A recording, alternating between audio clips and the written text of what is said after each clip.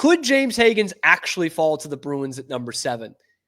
Weirdly, it's getting more and more likely by the day. I still don't understand him slipping this far, but yeah, that's been one of the talks of the first round of this 2025 NHL draft. Hagens was the number 1 prospect going into the season. Like, everyone thought he was going to be the number 1 pick in the draft before his freshman year this year at BC. And now he's available potentially at pick 7, 8, or even 9. We went over Craig Button's final Craigslist the other day. He had the Bruins having him available at number 7, but the Bruins picking Caleb Desnoyers instead and taking Hagens going number 8. That would be wild, man. That would be wild. I kind of understand the slippage just from a standpoint of, he's not the biggest guy in the world. He's at 5'11". You wonder how that is going to project as a number 1 center in the NHL. But let me say this. If James Hagens is available to the Bruins at number 7 in the first round, they should really say 2 things. They should say thank you, and they should say, with the 7th overall pick of the 2025 NHL draft, the Boston Bruins select James Hagens, center, Boston College. And move on, say your blessings, and bring in a potential number 1 center after next season. Because Hagens is going to play another year at BC. But let's not overthink this, okay? I talked about it on the show last week. I do love Caleb Desnoyers. I do. And if they ended up with him instead, I'd be pretty happy. I like his size. I like his potential defensive acumen. I love the way he plays in big games. But James Hagens here, this is a classic don't overthink it. He was the number 1 prospect going into this year for a reason, okay?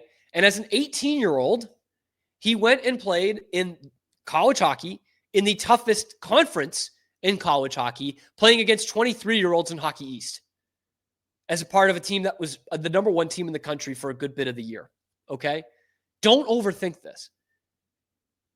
Like, honestly, I know some Canadian fans don't love to hear this, but the way that college hockey and the NCAA is churning out prospects, it's pretty much the best developmental league in terms of the coaching you're getting, the physicality you're going up against, the kind of players you're going up against. Again, these 22, 23-year-olds rather than 20-year-olds. That's a big difference. And so James Hagens, I think, probably learned a lot from playing for Greg Brown and BC for a year in the NCAA and a year in Hockey East and playing with some future NHLers as well and playing against a lot of them. He had an awesome World Juniors. I think he had like 9 goals in 7 games in that tournament. So he was a point-a-game player at BC, 37 points in 37 games, playing in the toughest conference in college hockey for a team with a ton of expectations. Don't overthink this. There are going to be teams in the top 5 that pass on James Hagens because he's 5'11", and they're going to regret it. They are. What I do wonder is, as it pertains to the Bruins, that number 6 pick is owned by Philadelphia. They just traded for a center in Trevor Zegras. Okay, young center, kind of taking a flyer on him. Do they bring in a guy like Hagens? I mean, that was obviously a threat. They were a threat to do that anyway. But do they bring in a guy like James Hagens, who probably is a center, but could still play on the wing? And if this Trevor Zegras thing doesn't work out, he could be your center. And if it does work out, he can play on a wing. Maybe. But I'm telling you, I love Caleb Desnoyers. I do. I like Jake O'Brien. I don't like Roger McQueen. But if James Hagens is there if James Hagens is there for you at number 7, do not overthink this, Don Sweeney. Don't overthink this, Boston Bruins. Take the kid. Because then what it will also do is actually build some hype for this fan base. Because he is going to go back to BC next year. And you will have Bruins fans tuning into NESN and ESPN Plus every weekend watching BC hockey. They'll be at the Beanpot. They'll be watching the Beanpot. They'll be at the Hockey East Championships at the Garden. They'll be in Worcester when BC is inevitably playing there in the first 2 rounds of the NCAA tournament. They will be all over this. And for the first time in a while, you can actually build up some hype about a prospect. We're not watching the CHL. We're not watching the Providence Bruins, but we will watch Boston College, BC versus BU, BU Northeastern in the Beanpot, BC Maine in the Hockey East Championship. We're watching all that, man. And so then you have these Bruins fans who is probably going to be miserable watching their team the next season, but watching this kid go over a point a game in Hockey East in their own backyard, that's going to create some hype amongst your fans, which is something that you also really need right now. But James Hagens, I think, is going to be a number one center in the NHL. I think we just got a ton of people who aren't remembering that he was 18 years old playing in Hockey East.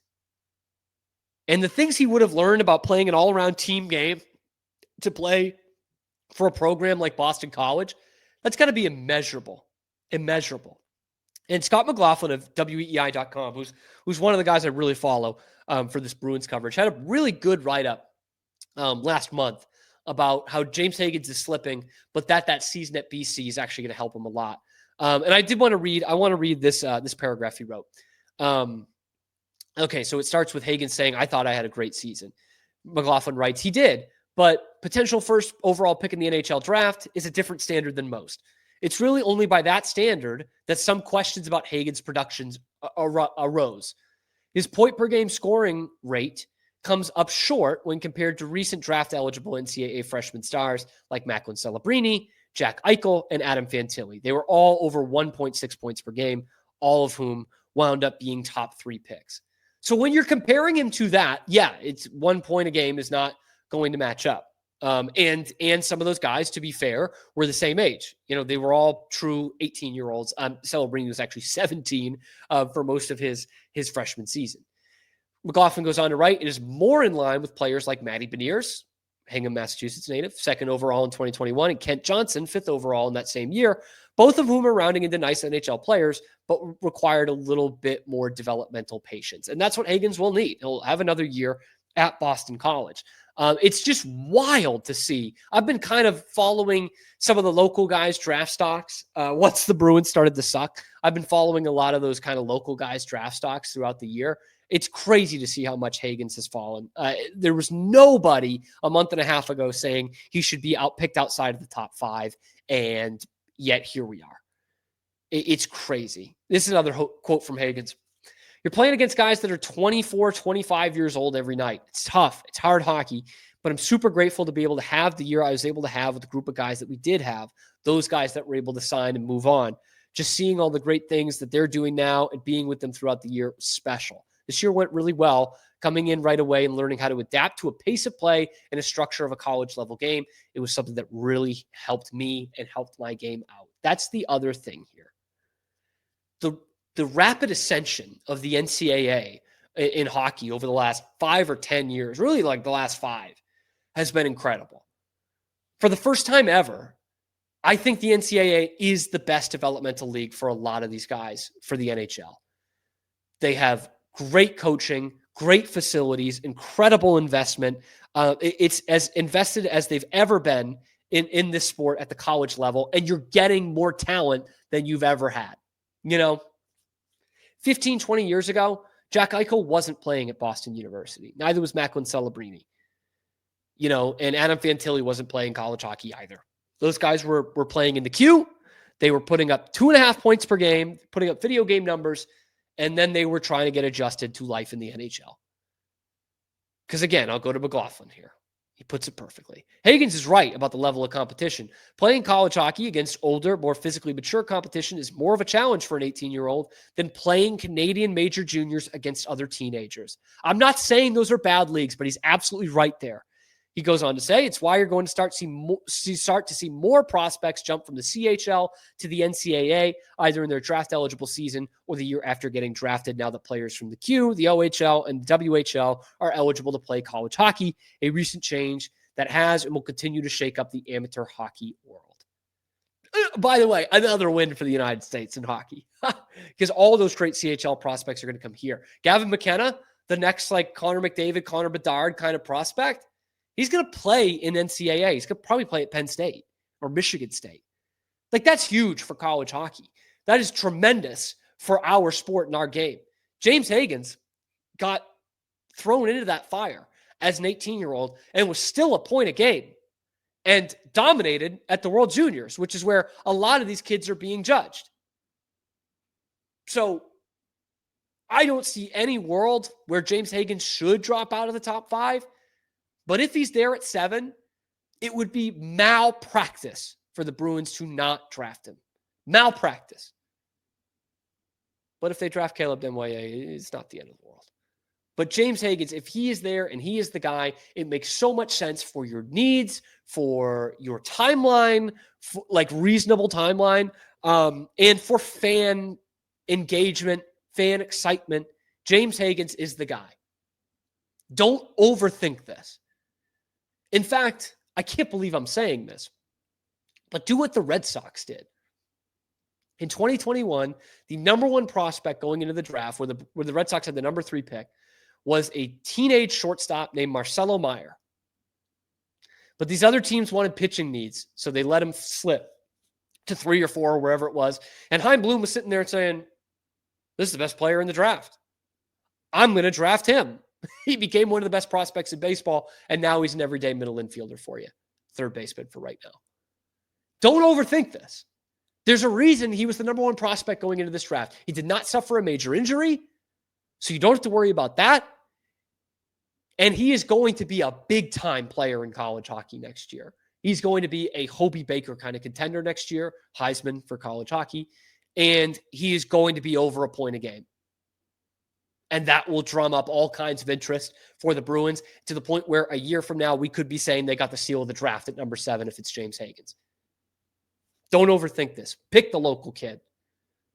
Of course, he wants to get picked by his local team in Long Island. But number 7, if he's there, do not overthink this. Pick James Hagens.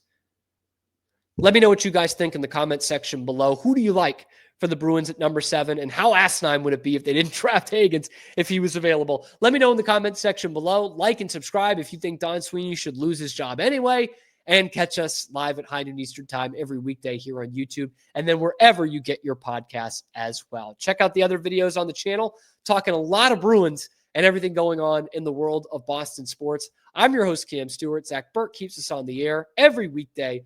We will see you tomorrow on a little ditty that we like to call The Cam Show.